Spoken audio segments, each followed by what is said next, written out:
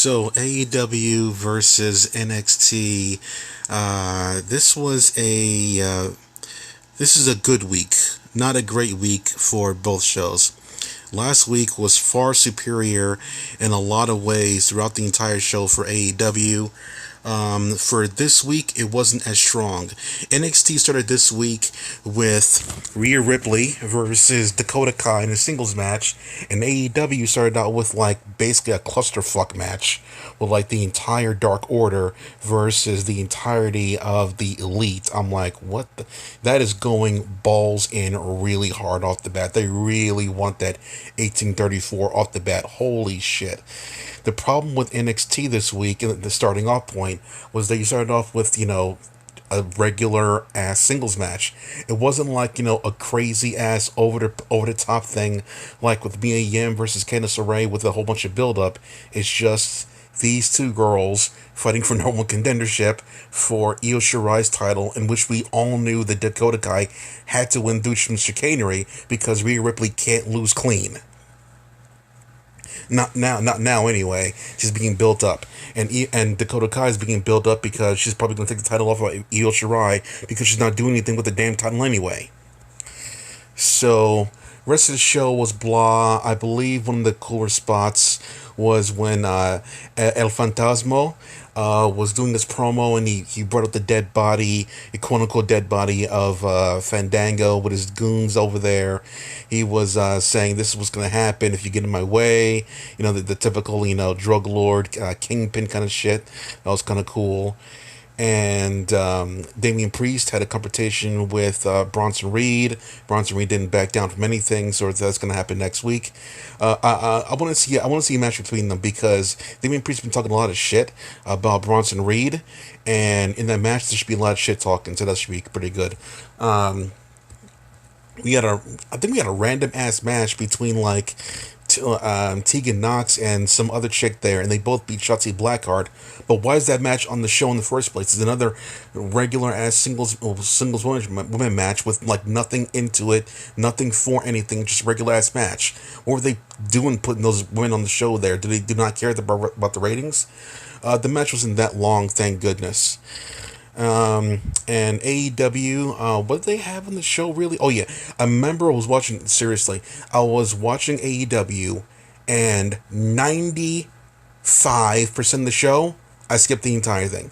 I was scanning the entire bar to see if any kind of cool angles happened, and the only thing I saw that was prevalent on AEW worth anything, the debate was awesome, was a quote unquote LAX destroyed, did the Street Fighter bonus stage thing to the best friend's car, the best friend's mom's car. So that was pretty cool. So like they really smashed the fuck out of that car, sledgehammers and all that shit. They really wrecked the fuck out of that van. They really wrecked that joint. And then best friend says some lame shit about revenge or whatever later on. Who cares? But the debate thing was interesting because to play to Orange Cassidy's strength, he has to not talk. And they played this debate thing very well because Orange Cassidy, he doesn't speak unless it's really, really super duper important. And they made that point very clearly. I like that part a lot because whenever Chris Jericho wanted to counter all the nasty things he was saying about Orange Cassidy was basically just not giving him anything. He wouldn't give in to the childlike tantrum that Chris Jericho was spewing toward Orange Cassidy.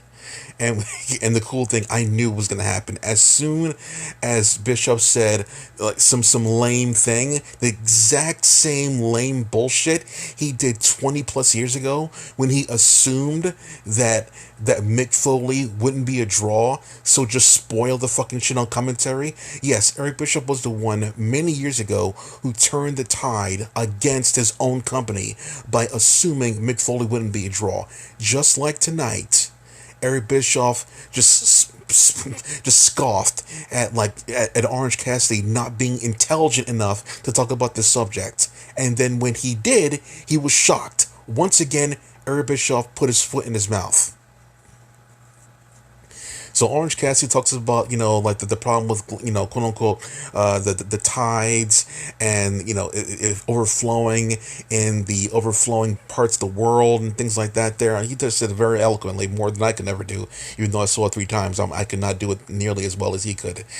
But the main cool thing I liked about this whole segment, the way they shot it was really good. Not necessarily in the ring. There's something I wanted any company to do that they're not doing it for some reason. Okay, you know how AEW and NXT have quote unquote picture in picture for the commercial breaks, right? To please the sponsors and shit like that, and to please themselves, like best of both worlds, right? What if they did the same thing for promos?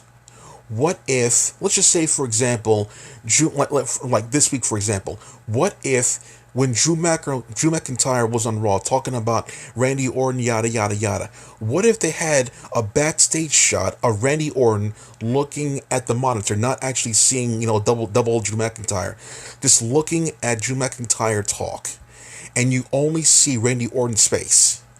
And you see Drew McIntyre talking like some shit there, and everything else there doesn't really bother Orton, right? Until Drew McIntyre says a certain key thing, and then Randy gets pissed off, and he says, "Hit my music." I want to see more shit like that. They don't do that at all.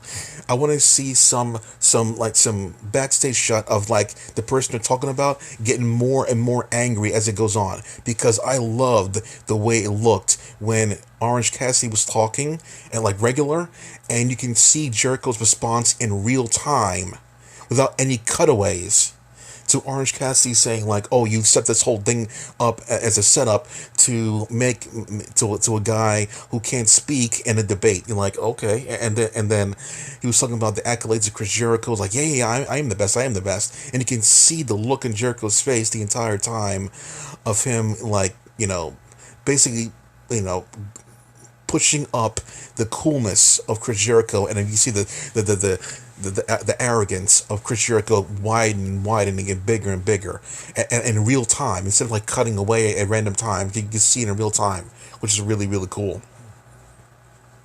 But they don't do that in wrestling much at all. The end of AEW, that was Darby Allin versus Jon Moxley, and I think we all knew that, he didn't have a chance. Darby didn't have a chance, but yeah, it was okay for what it was. There is a good back and forth match there, showing that Darby can kick out on some good stuff there.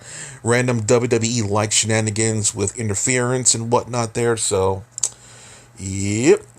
Anyway, so the end of NXT. I think there was anything else with NXT. No, nothing of note that I remember of.